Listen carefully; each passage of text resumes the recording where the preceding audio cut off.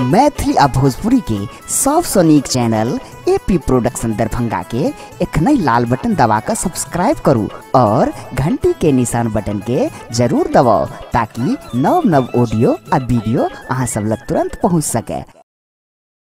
मिथिलांचलक धरती पर अयोध्या से श्री राम जी अपन बरियाती साइज का आबि गेल छथि। एही क्रम में एक सुंदर सन मधुर भजन लक आबि रहल छथि पंडित लक्ष्मण जी ललन। तो आओ सुनल जाओ इस सुंदर सन राम भजन। प्रस्तुति एपी प्रोडक्शन लक्ष्मी सागर दरभंगा।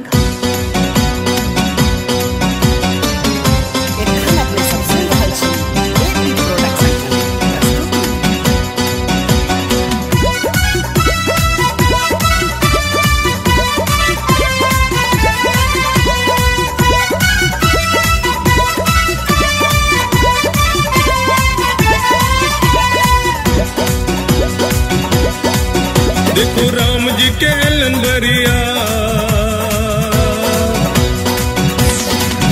देखो राम जी के लंबरिया जनकपुर नगरी में, जनकपुर नगरी में, जनकपुर नगरी में, मिथिला नगरी में सद आयल ढोलिया कहा,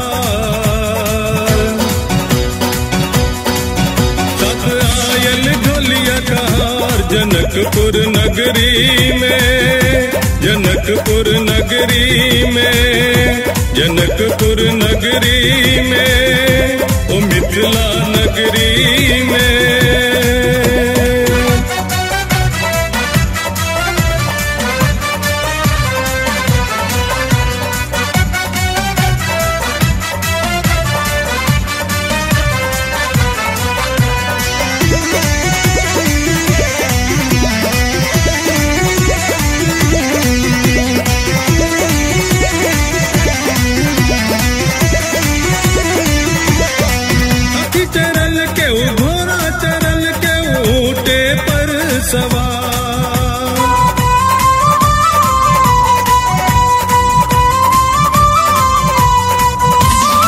हाथी चरल के घोड़ा चरल के ऊँटे पर सवार, रंग बिरंगक बरियाती छन इंद्र सभक सरदार, चरोर फूलक बरसात, चरोर फूलक बरसात जनकपुर नगरी में, ओ मिथिला नगरी में, जनकपुर नगरी में, ओ मिथिला नगरी में।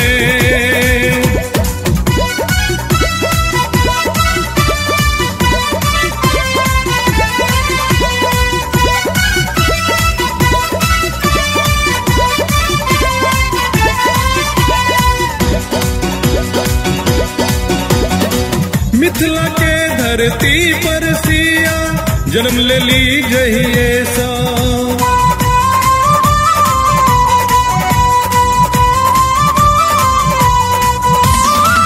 मिथिला के धरती पर सिया जन्म ले ली जहिए सा, मर्यादा पुरुषोत्तम कहबत राम लात ही सा, बर बनला सबक सरकार,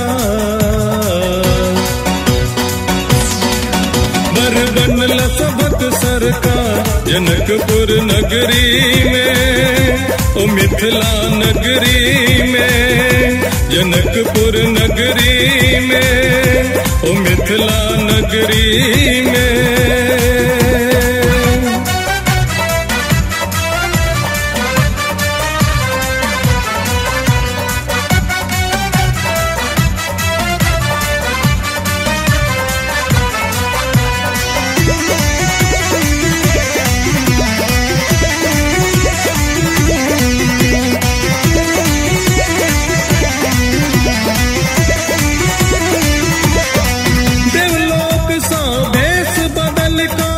सब देवता गनरेला,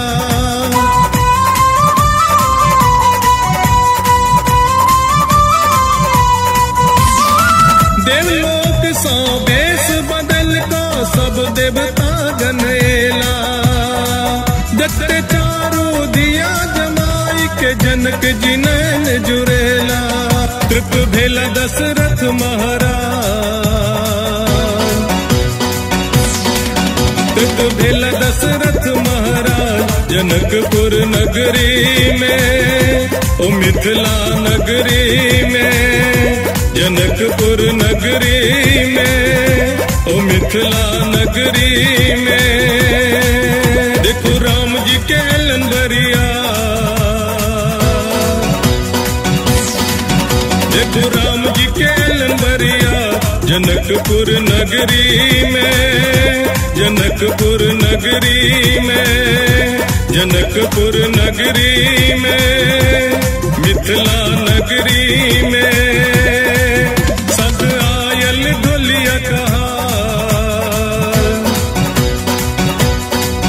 सद आयल ढोलिया कहार जनकपुर नगरी में, जनकपुर नगरी में, जनकपुर नगरी में, ओ मिथिला नगरी में।